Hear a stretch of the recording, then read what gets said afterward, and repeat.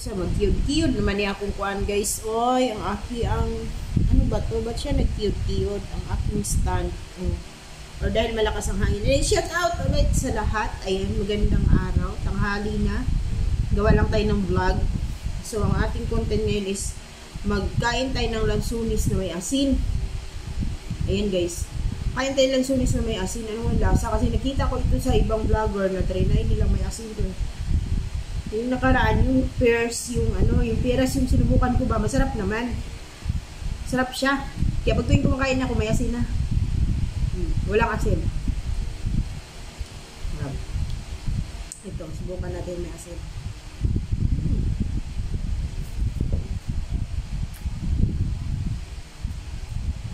Oh my God. Oh my God, guys. Sarap.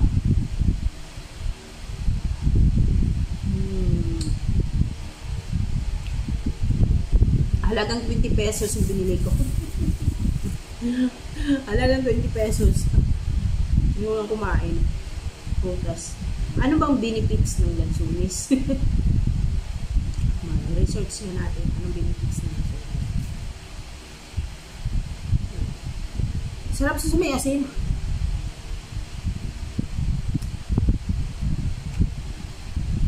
Ang ayaw ko lang nito yung makagat kong konti yung buto.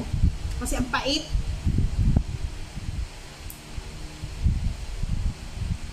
Mapait siya. Hindi man katamisan itong lansunis ni ate. Nakalagay pa doon, matamis. Hindi man matamis sa ate. Reklamo pa. Sausaw na, masarap siya sa asin.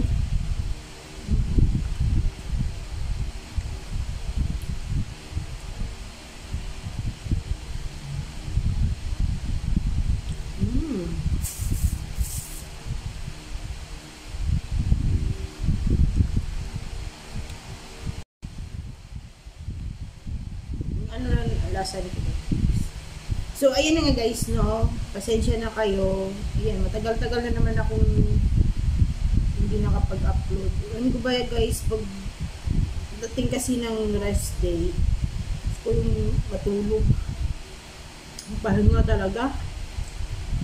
Kasi, sabi nga, iba na kasi yung katawan natin, lalo na kung may nararamdaman tayo. Kada ako rin magpahinga.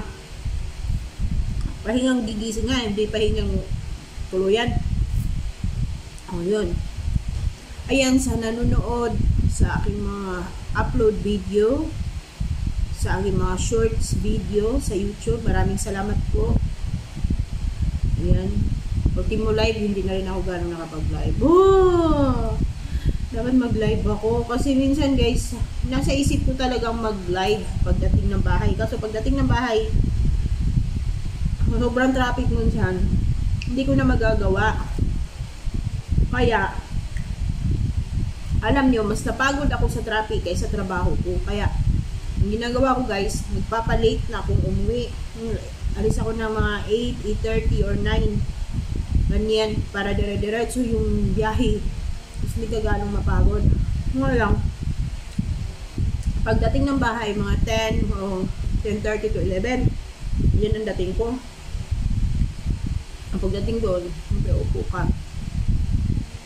Minsan may asikasuhin pa ako, lalo na pag bumiyahe yung asawa ko. So,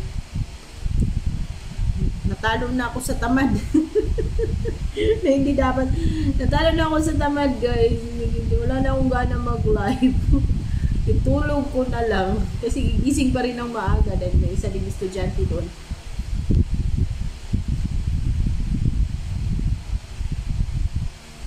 Actually, yung anak ko na sa bahay, yung isa, yung bunso ko, kaya naman niya yung sarili niya.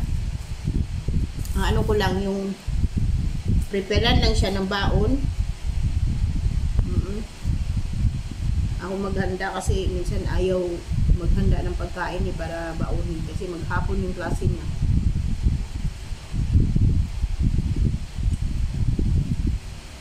Kaya yun.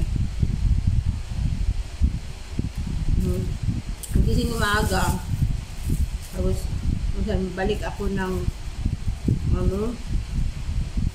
ng tulog kasi ito yung problema sa akin guys. Pag kulang ako sa tulog, iba talaga yung nararamdaman ko. Sumasakit na yung liig ko, na nahihilo ako.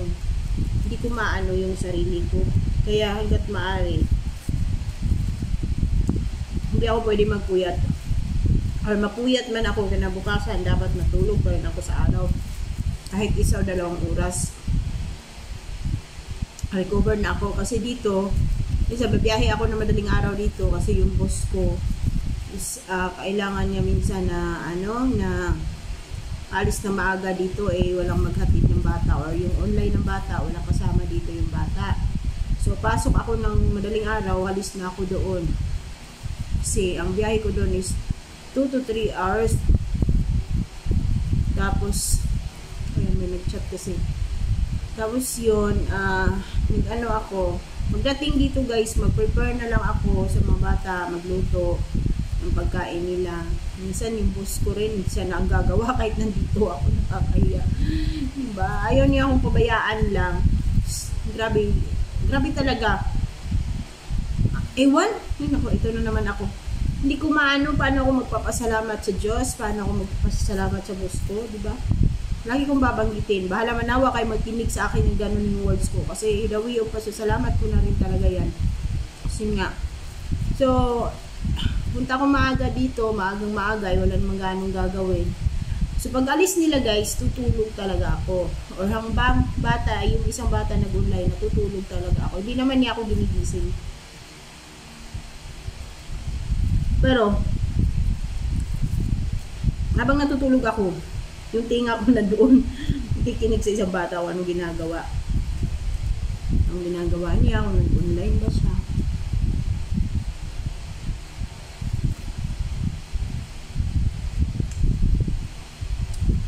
Ayan, shout out sa sa aking alaga na bata. Hindi ko nabanggitin yung name niya. Shout out sa iyo. Aking alaga, aking buddy. So, lagi nagtatanong, wala ako upload doon. So, balik tayo guys. Yun na nga, pag tulog ako dito ng araw, syempre, kailangan ko rin maglinis-linis. Hindi linis-linis. Kailangan ko rin maglinis. Maglaba. Inaagad ko na rin yung labahin dito. Para hindi na sila magbit-bit doon. Ayaw sana nila palaban sa akin. Ako guys, nahiya naman kasi ako ano naman din gawin ko. Diba? Wala na akong gagawin. Kasi, pagdating ko na rin, tulad dito, pagpasok ko ngayon is 12. Dito na ako. Pagdating ko guys, meron ng mga pagkain dito.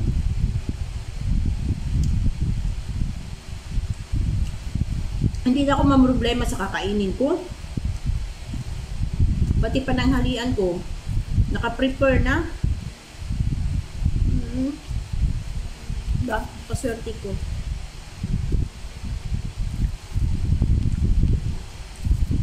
Guys, ubus ko yung halagang 20 pesos na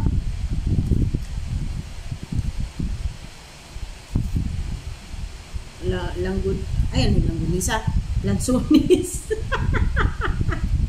Langgunisa.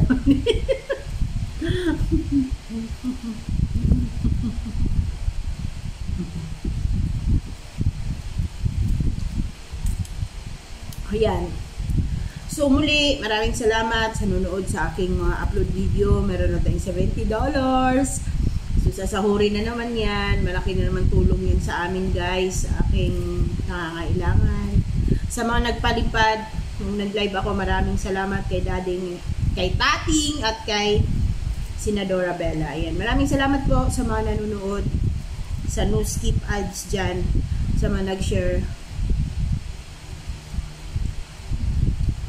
Nagkataon talaga guys na tuwing sasahod ako,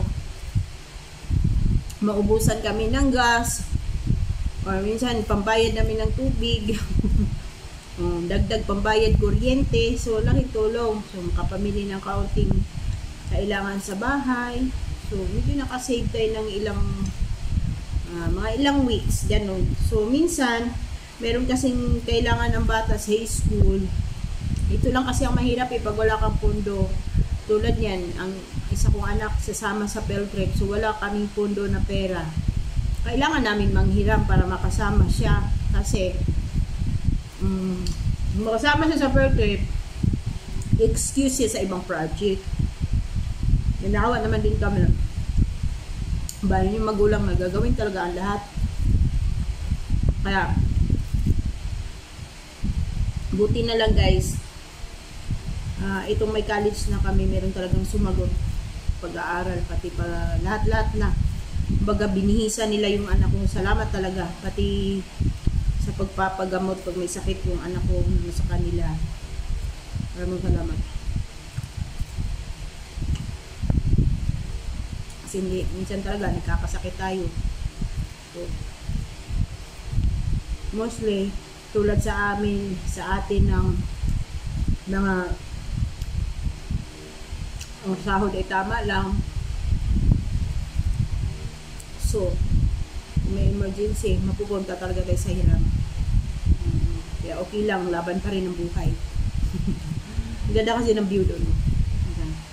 So, yun guys, maraming salamat sa panunood, sa mga nag-share and nag-like sa akin video, sa mga taong nag-share na nagkukusa, i-share ang aking video. Maraming salamat. Shout out kay Daddy Frankie. Yan, sa mga viewers ni Daddy Frankie, sa lahat-lahat, kay Ate B. Pardo, yun ang bumisita din minsan sa aking live, sa mga nagpalipad minsan sa aking live, maraming salamat. Mga OFW, ingat kayo dyan, lagi mag-iingat, huwag tayo magpapadala sa stress kasi mahirap na. Okay, meron na namang nagpakamatay dahil sa depression.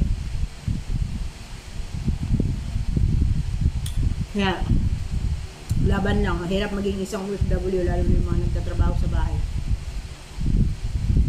So, bye-bye guys! See you on my next vlog. Thank you for watching!